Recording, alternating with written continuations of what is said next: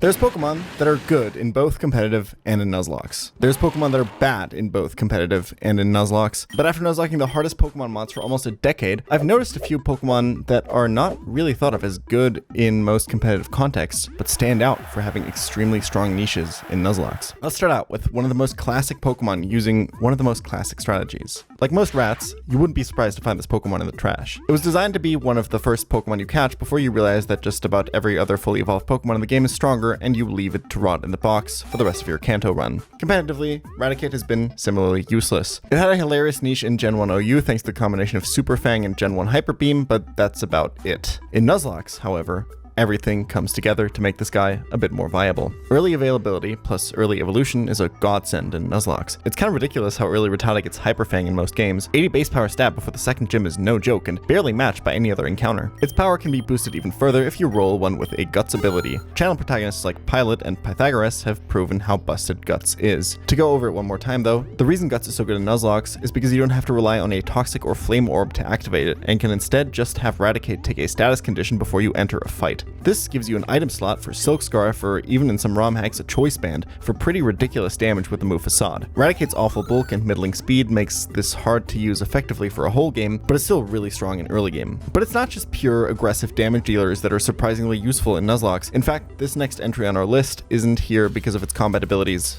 at all. Noctowl really never had a chance in competitive Pokemon. There were already a few decent normal flying types prior to Gen 2, and there was a formula for success. With solid speed and attack, Pokemon like Dodrio could make it work. Noctowl's attack and speed, meanwhile, are awful. The only niche it had was a special wall that could spam Hypnosis and be immune to sleep itself thanks to Insomnia, and with the amount of sleep talkers in these early gens, hitting Hypnosis wasn't even guaranteed to provide value. It's also not particularly strong in Nuzlocke fights either. Even in the ROM hacks that try to buff it by giving it like a Psychic typing or early Air Slash or something, it's just usually too slow and unreliable. Noctowl fulfills, for me, the role of a catcher Pokemon. See, an often overlooked aspect of Nuzlockes is actually getting your encounters into your ball so you can use them. Especially in some ROM hacks, this proves to be pretty difficult. Some will have you encounter really hard to catch pseudo-legendaries early, like Beldum or Bagon. A lot of them have Pokemon that explode, or just high-level wilds with good damage potential. This is where Noctowl comes in. Its solid bulk plus access to Roost means it can tank a lot of hits from wilds. With Nightshade, you have consistent damage so you don't have to worry about accidentally killing an encounter with a crit, and there's Hypnosis to pretty much guarantee the catch after it hits, as well as putting to sleep Exploders and Teleporters. It being a flying type also means it doesn't have to worry about being potentially arena trapped or sand tombed. Noctowl being unviable in fights makes it kind of perfect for this role because you're actually okay with risking this getting killed by the encounters and can just play into crits to risk another potentially encounter catching Hypnosis. When I have it, it's just become my default Pokemon to lead with when running around the overworld. It just means I have to think about that aspect less and can dedicate more mental resources to actual fight planning and encounter routing. It even learns Fly, and there's nothing more annoying than stepping outside the Poke Center only to realize the team you built doesn't have a flyer to get you to the town you're trying to get to. This makes Noctowl less of a stealth bomber and more like one of those police helicopters with a spotlight and a megaphone that says, "You're surrounded, Mr. Kruger. Come outside with your hands up." And you're trying to make a break for it through your neighbor's bushes, but the belt with a dozen rings that you bought to impress that goth e-girl gets caught on the fence,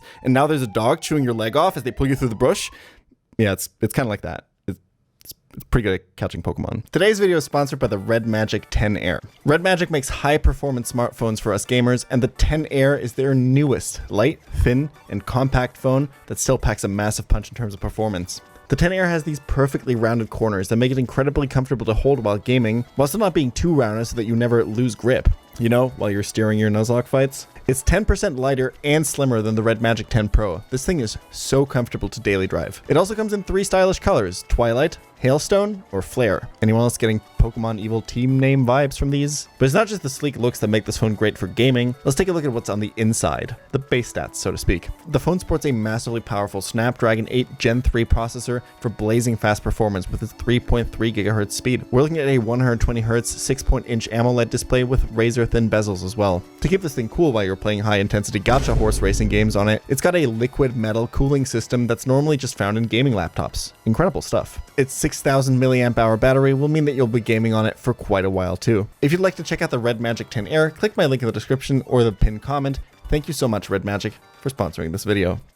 There's another overlooked Gen 2 Pokemon on the list, and this one is actually pretty great in fights. It's pretty easy to understand why Magcargo is bad and competitive. It's slow and has quadruple weaknesses to two of the most common attacking types in the game in water and ground. It has a massive defense stat and a pretty good special defense stat, but base 50 HP just isn't good enough. This thing shouldn't ever get more than 2 turns on the field against an opponent with a pulse. But that's the thing about Nuzlockes. Your opponents don't think. When you send out Magcargo, the AI starts salivating for that sweet 4x stab damage more than a Discord mod hearing someone broke up with their boyfriend. Suffice to say, it's the perfect bait. Pair Magcargo with a fast flying type with Encore, and you suddenly can deal with just about any Earthquake user. Pair it with a Water Absorber, and you can generate not just a free switch, but healing too. What makes Magcargo and other Pokemon with similar resistance and weakness profiles so powerful is just how consistent it is at getting control over the enemy AI. Stable positions in which you can fully predict what the AI can go for are the core of any well-formed Nuzlocke fight plan, and Magcargo is exceptional at getting you these positions. It has a bunch of resistances, and it has a bunch of weaknesses, making it a perfect pivot. And because your opponents aren't smart enough to just switch in a counter, Magcargo actually gets to exploit its good matchups. With that massive defense stat, it walls most physical attackers that can't hit it for a 4x weakness. Between Recover and the Flame Body ability,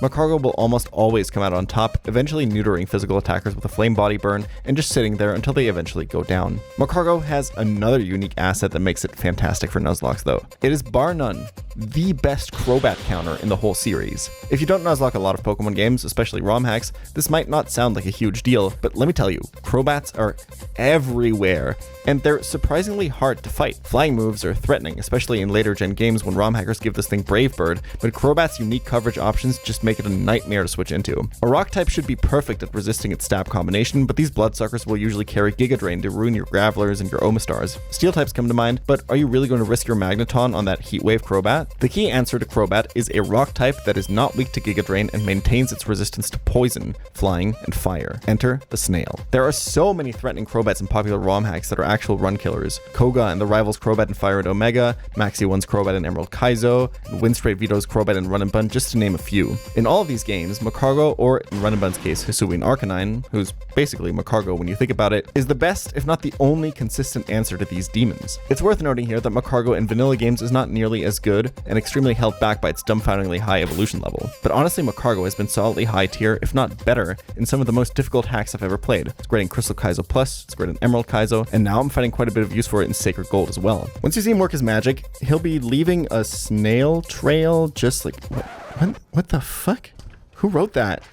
I really gotta have a conversation with my editors. There's another niche Gen 3 fire type I want to mention here that's pretty useful in Nuzlockes for very similar reasons, and that's Camerupt. That's right. Listen, he may not look like much, but he's got it where it counts.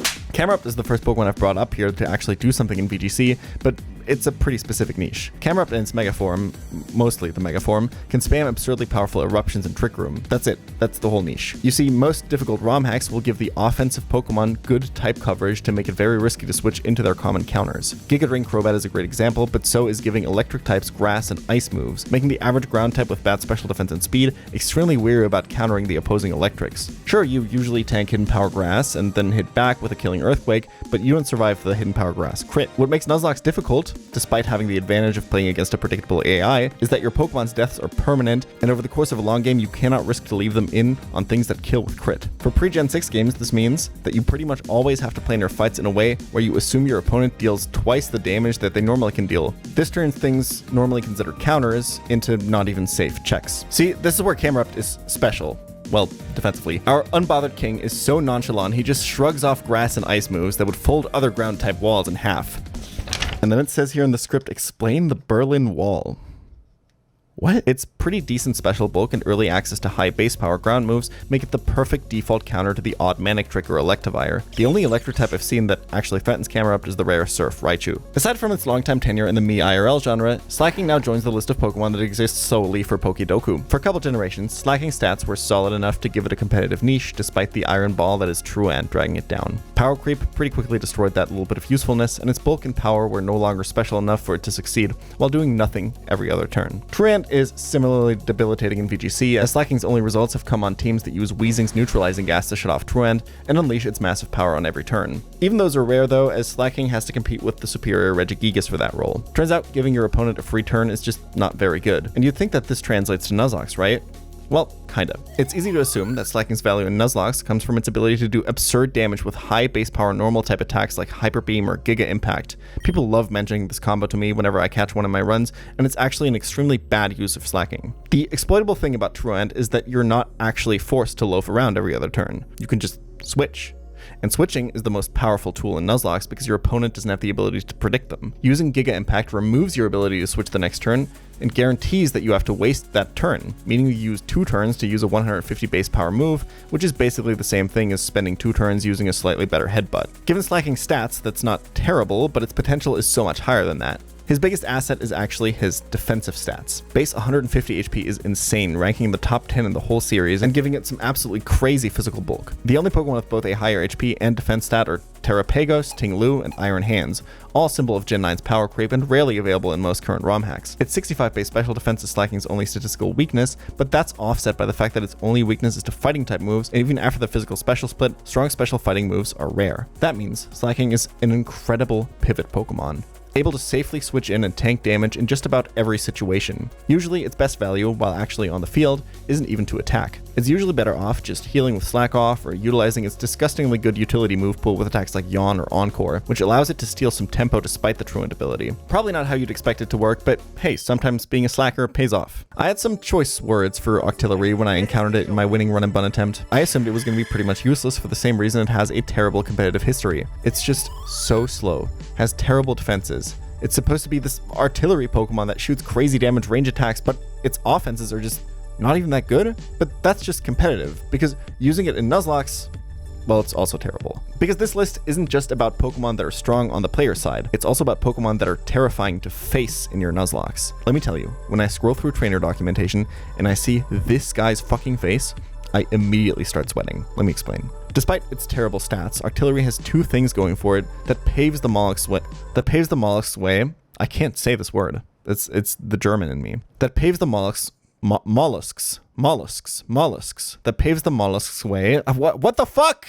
That paves the squid's way into the nightmares of even the most seasoned Nuzlocke veterans. The first is simply an ungodly move pool. A water type that learns Flamethrower and Energy Ball is actually really annoying to switch into. Gunk Shot is another terrifying option this thing likes to carry, and the random confused chance from Signal Beam is also really annoying. Its highest damage water move, being Octazooka, also means that usually, when it comes in, your designated counter has to take a chance on lowered accuracy, meaning a matchup you thought was safe suddenly has a risk of losing a Pokemon attached to it. Even these small chances add up over the course of a run, and a big part of these higher level challenges is to minimize the overall risk on your run so you can bring as many Pokemon as possible through the game. Speaking of risks though, I haven't even mentioned the most evil thing about this Pokemon. Octillery gets the ability Sniper, which changes its crit damage modifier from 2 to 3. It's like how in Siege Warfare, some weapons are just stronger in Assault, but not really used to defend. Well, Octillery is the Trebuchet. He's not necessarily useless on your team, but no wall is safe when he arrives. So do you think his Suction is as strong as his... Remember what I said about crits earlier? That Nuzlockers are at a disadvantage against the AI because they constantly have to play by the opponent's highest damage potential, meaning you basically have to assume enemy Pokemon will deal twice the damage they usually do? Well, with pre-Gen 6 Sniper,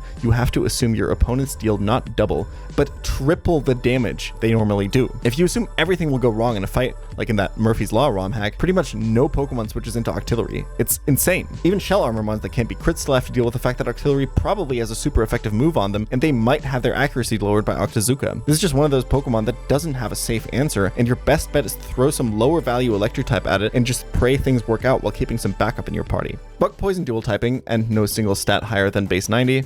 Yeah, Venomoth was always doomed. At its best, Venomoth spams powder moves and spreads status. That's about it. Tinted Lens doesn't help much when your damage output is already severely limited by your brutal stats, and by the time Venomoth got in Gen 4, Stealth Rocks were there to heavily limit its ability to switch in. If you've ever listened to lo-fi hip-hop beats or watched a Point Crow video, you know how powerful putting someone to sleep is. Almost every competitive singles format has a so-called sleep clause in which you can only put one of your opponent's Pokemon to sleep at a time. There's good reasons for this. Spamming sleep moves on your opponent is an incredibly effective way of gaining free turns over and over again. No such clause exists in Nuzlocke. Sleep is so annoying to deal with in these runs that Nuzlockers will often resort to poisoning their Pokemon before a fight, sacrificing a ton of HP just to have a way of avoiding sleep. This is where Venomoth comes in. Its ability Tinted Lens makes its resistant moves deal bonus damage, making it difficult to switch into safely pretty much ever. It makes the pre-status strategies a lot less effective because you're already unlimited HP when using these. You can't really afford to tank a Tinted Lens crit when coming in. Funnily enough, Venomoth is still kind of useless when you use it yourself because Tinted Lens is actually one of the worst abilities for the player. AI doesn't usually switch, so why would you ever be using a move that it resists? The only application here is if you're playing a game that gives the moth Quiver Dance, and you want to save another move slot for Roost, meaning you'll have limited coverage. In this specific case, Tinted Lens can help you get sweeps you otherwise wouldn't have gotten. It's a 2-for-1 special here. Huntail sucks, but Gorebyss does it better. Unfortunately, 0 times 2 is still 0, so it isn't going to do much better on your team. But when you're up against Huntail, the tables turn. Suddenly, it's permanent rain. You hear the crack of the shell. And what was that? You get outsped. And you try to pivot. Then, it hits you again. You wipe. And your whole chat is laughing. You just got clipped by Drew. And you forgot to wear pants. Okay, maybe that part's only in my nightmares, but this could happen to you. This fearsome monster of the deep is a run-ender. Huntail and Gorebyss, possessing Swift Swim and later Shell Smash, meant that they were never truly useless in a competitive sense. But there were always better swimmers or smashers available, relegating them to a life in lower tiers. But when I run into these creatures in ROM hacks, it's often in fights with permanent rain, and that makes them much scarier to deal with. Allowing them to smash even a single time means I'll be slower for the rest of the fight. That means I have to be extremely careful when and with what I kill enemy Pokemon if there's a Huntail on the opposing team, or else I'll almost certainly wipe. Especially in Run and Bun, these Pokemon are among the most feared in the whole community. In a game like this, where attempts take hundreds and hundreds of hours to complete, seeing this thing on your trainer sheet will put you in a permanent state of anxiety, even if you're still a bit away from the fight. You have to control these extremely precisely at all times. One miscalculated turn means you can lose your entire run on the spot with no more counterplay. I still get terrified seeing these deep sea monsters on my screen, so let's quickly move on to some Pokemon that are actually good for the player again. Ice types are by far the worst type in competitive Pokemon, and Glalie is no exception. In Nuzlocke, however, this guy gets a surprising amount of coverage. He can set up nasty plots and sweep with moves like Dark Pulse, Aura Sphere, and Flamethrower, and if you're nodding along in agreement right now, I might have bad news for you because I think you're just as bad as Pokemon as the average Pokemon game's AI. Don't worry though, this mistake even happens to the best of Nuzlockers. And also these guys. Wait, what? Aura Sphere? Dude, the set in the calc is wrong. Wait, what? Dude, what? No. What? That's wrong, dude. The docs are wrong, the calc is wrong. Oh my god. What? It was Zoroark. I did the same thing Moxie did. I did the same exact thing Moxie just did. Nobody talked to me. Moxie! Zoroark is a really easy Pokemon to break the game with in both vanilla games and mods that don't account for its illusion ability. The most famous way to counter one of the hardest fights in all of vanilla Nuzlocke, Ultra Necrozma, is to simply lead with a Zorua disguising itself as a poison type, and the unsuspecting AI will fire one ineffective psychic move after another into your dark type Pokemon. Fun fact, there's actually another ability this works with specifically in Gen 4 games, and that's Dry Skin. Normally, AI is very good at seeing immunity abilities, but due to a programming error specifically in the Gen 4 games, this doesn't work for Dry Skin's water immunity, making Toxicroak one of the best counters for water-type Pokemon. Golisopod is so close to being good. First Impression is a crazy move, the most powerful priority move in the game at 90 base power and +2 priority. It goes before most priority moves like Aqua Jet or Bullet Punch. The only problem is that it can only be used the first turn the Pokemon is on the field. But that's a massive threat coming off of a base attack stat like Golisopod's 125. Unfortunately, Golisopod has two huge weaknesses. One, its best move is completely shut down by Protect, which is a big reason why it struggled in VGC. But the much bigger issue is its ability. Emergency Exit, which forcibly switches Golisopod out as soon as its HP drops below 50%. It's pretty easy to see what Game Freak was trying to do here. In an ideal world, Golisopod clicks First Impression, deals huge damage, gets hit below 50%, switches out for free, and can come in later for another massive Fimp. But against competitive opponents, solid positioning can totally nullify Golisopod's power. Either protect or switch in one of the many Pokemon that quad resist Bug on the first turn, and then deny it the ability to move on turn 2 by simply hitting it below 50%. With a base speed of just 40, Golisopod pretty much needs First Impression to move first, so Emergency Exit usually just means it doesn't get to play the game. One of the recurring themes of this video is that some Pokemon get much better when the opponent can't intelligently play around them. Golisopod is the poster child of this concept. We can turn unexpected switches that lose a turn into free switches that give us crazy amounts of tempo, all while reactivating First Impression for another big hit later in the battle, giving it the title of the Hit It and Quit It Pokemon. No? Okay, that can't all be winners, I guess. By equipping a Citrus Berry to heal yourself back up above 50% health, you get 2 of these free switches per fight. This makes Golisopod an undeniable top 3 Pokemon in the entire game of Run and Bun. There's no other Pokemon that can do anything else close to it. There's one more Pokemon I want to talk about with probably the biggest difference between competitive usage and Nuzlocke usage. Ooh, I'm a little girl. Even in Gen 2, Sunflora stats were brutal, tied with Pokemon like Marowak and Dugtrio. Those Pokemon were given insane tools like the attack doubling unique item Thick Club or the deeply broken Arena Trap ability to make up for it. Sunflora gets Chlorophyll, something that many other grass types use more effectively, and that Sunflora can barely take advantage of because its base speed is so low. It does have a couple of things going for it in Nuzlocke though. As a stone evolution, you get access to Sunflora earlier than most fully evolved Pokemon, and a base 105 special attack is very solid in the early game, even for extremely difficult hacks like Emerald Kaizo. As a result, it was a solid mon on gym fights like Roxanne, Brawley, and Watson. But the biggest reason why Sunflora has worked its way into discussion as potentially the single most valuable Pokemon in Emerald Kaizo is because of its rare access to setup moves. Calm Mind, Swords Dance, and most other boosting moves are pretty much removed in Emerald Kaizo, but one slipped through the cracks. Mostly because Sunflora is so bad that it didn't seem like it would be that useful. Growth. Growth is usually too slow of a setup move to matter. But in Emerald Kaizo, there are a few fights where Sunflora is able to set up and turn itself into a delete button. Usually this happens in double battles where you can use your partner Pokemon to bait attacks and keep Sunflora safe while it grows and grows until it becomes strong enough to one-shot everything on the field and heal off any damage it might receive with its draining moves or synthesis.